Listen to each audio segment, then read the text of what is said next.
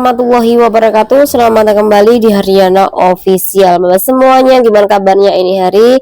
Alhamdulillah, kalau saat ini kondisinya mbak-mbak yang perantauan dalam keadaan yang baik. Ini yang selalu saya doakan, ini yang selalu saya harapkan. Moga-moga sampai semuanya sehat terus dengan perantauan, amin. Moga-moga mbak-mbak semuanya dijauhkan dari marah bahaya, dan moga-moga mbak-mbak semuanya dipermudah urusannya sama mbak, amin amin amin.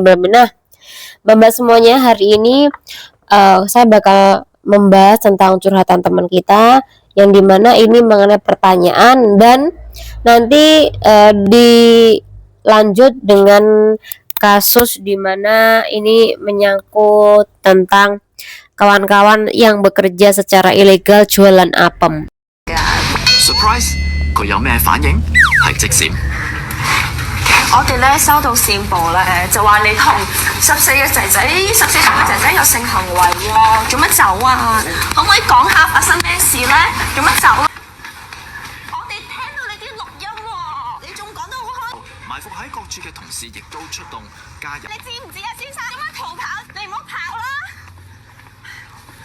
Atau Tunjung Saimong, dimana Tunjung Saimong ini membuat berita. Jadi Tunjung Saimong ini langsung menerjunkan wartawan ini ke lokasi di mana ini pembahasannya adalah mengenai ada warga lokal cowok ya, ini majikan. Ini umurnya 59 tahun.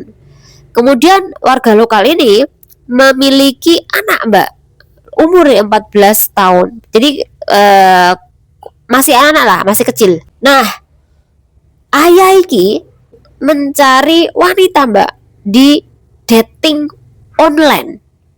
Kemudian ketika sudah dapat wanita di dating online yang mau dibayar, nanti si ceweknya itu atau wanita itu sing dia beli, yang diajak kencan di dating online tadi, itu dibawa ke rumahnya si cowok ini, Mbak.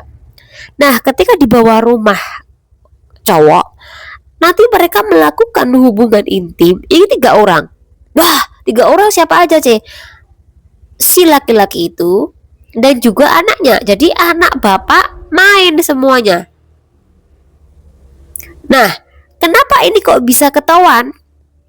Karena salah satu dari korban ini memberitahu Mbak Tunjung Saimong. Kemudian Tunjung Saimong ini barulah membuat jebakan di mana dia ini menerjunkan salah satu dari staf dari TV itu untuk melakukan transaksi ini, pura-pura menjual jasa apem. Kemudian mereka ini akhirnya sepakat, dan barulah si wartawan ini datanglah ke lokasi rumah si cowok ini. Jadi setelah ini diberitahu bahwa ini loh, kami dari wartawan TVV atau Tunjung Saimong, barulah iki cowok iki akhirnya dia kabur, Mbak. Loh, tadi kamu menceritakan dengan hoisam sekali tentang bagaimana anakmu dan Anda ini melakukan hal seperti itu. Kenapa kok kamu kabur saat ini? Nah, akhirnya setelah kabur, dan Mbak, dari rumahnya si cowok ini sampai turun tangga, rumahnya dia lokasinya di Mokok, Mbak. Ini dikejar terus. Sekali lagi tidak mau iki diekspos wajahnya, dan juga tidak mau Mbak iki memberikan keterangan kepada si wartawan ini tentang bagaimana caranya dia ini memperdaya anaknya yang masih kecil. Kemudian bagaimana caranya ini menipu para pelanggan. Yang ngertinya pelanggan ini cuma satu, Mbak, saya nyewa jasanya. Tapi ternyata ketika dibawa ke rumah, ada 2 laki-laki, termasuk dari ayah dan anaknya tadi. Jadi menurut keterangan dari wartawan itu, iki bapak sama anak iki koyoke kelainan seksual. Nah, kenapa dibahas sih? Ini kan tidak ada hubungan sama kita. Ada, Mbak, iki yang biasanya mbak-mbak semuanya suka sekali dating online, jual apem di situs online. Hati-hati. Karena apa? Kalau sudah terjadinya kasus seperti ini, hati-hati.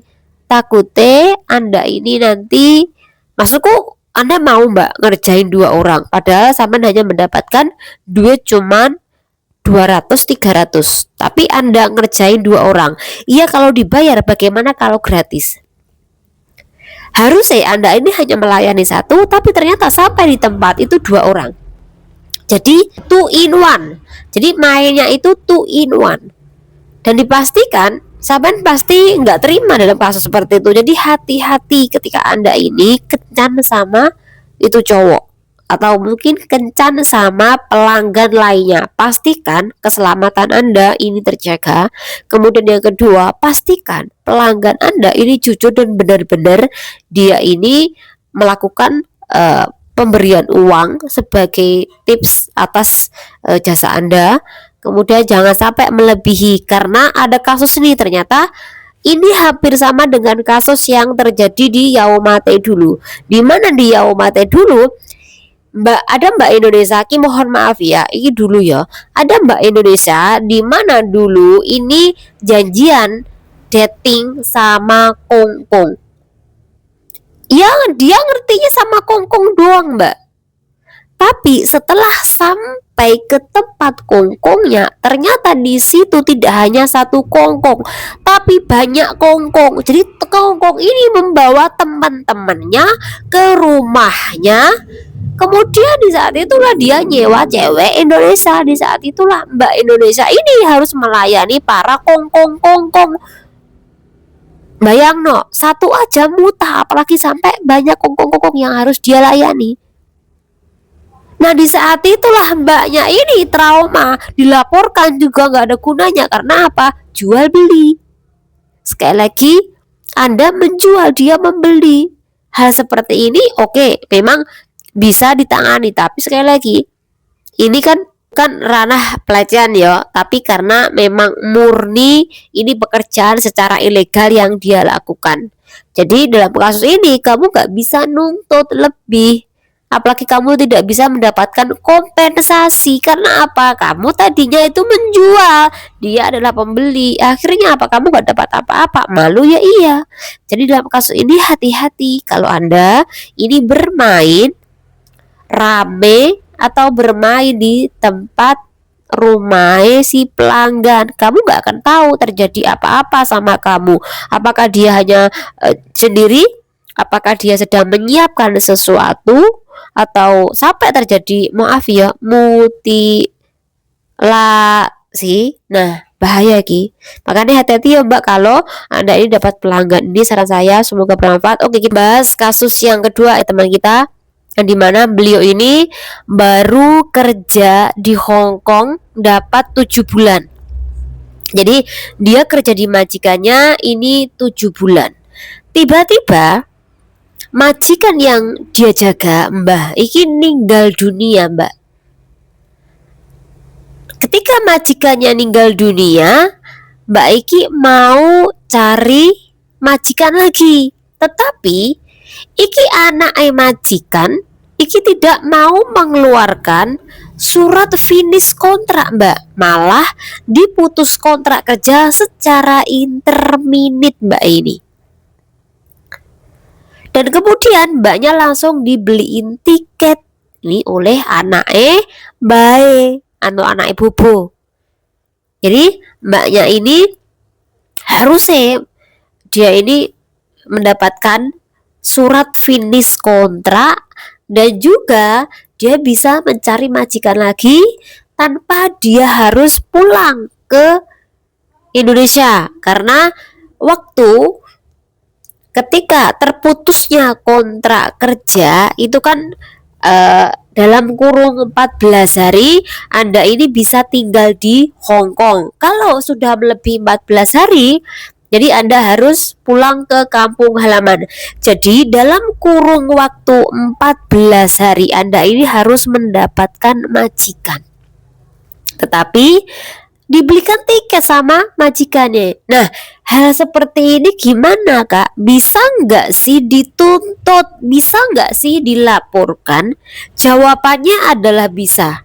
Jadi teman-teman yang lain ini harus kalian pahami, ada beberapa hal yang bisa Anda ini tak perlu keluar Hong Kong ketika Anda ini terputus kontraknya. Kondisinya apa aja? Yang pertama adalah ketika majikan yang Anda jaga ini meninggal dunia. Jadi Anda tidak perlu keluar dari Hong Kong nunggu visa di luar Hong Kong, cukup di Hong Kong.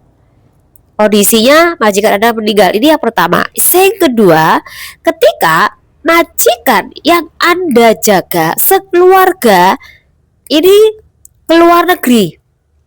Jadi pindah ke luar negeri.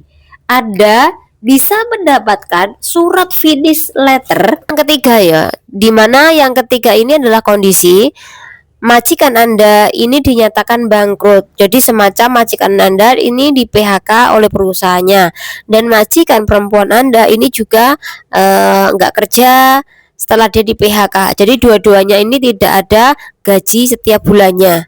Karena tidak ada pemasukan, makanya majikan Anda ini melakukan pemutusan kontrak kerja. Maka Anda ini berhak mendapatkan surat atau finish letter dari majikan Anda. Ini tiga kondisi yang harus kalian pahami. Kemudian yang terakhir adalah kondisi di mana Anda ini mendapatkan kasus kekerasan di tempat majikan ataupun kasus-kasus lainnya yang dimana kasus ini fatal. Nah, kalau sudah Anda seperti itu, maka Anda tidak perlu nunggu visa terbaru di luar Hong Kong. Anda boleh nunggu visa di Hong Kong dalam proses majikan baru.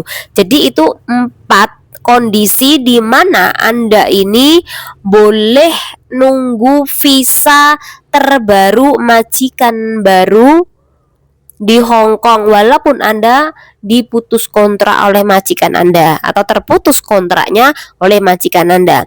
Nah, kalau menurut pertanyaan Mbak E tadi, ini kan kondisinya bose meninggal dunia, kemudian Mbak E di interminate, jadi dikeluarkan, dikasih surat interminate, kemudian langsung dibelikan tiket.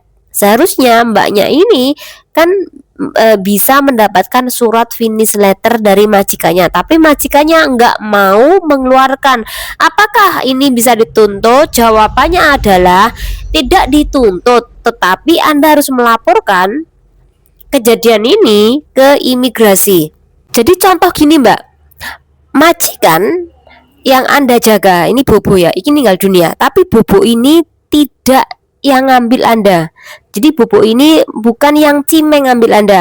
Yang ngambil Anda ini adalah anaknya bobo. Sama seperti kasusnya mbaknya ini. Ini bagaimana ini Kak?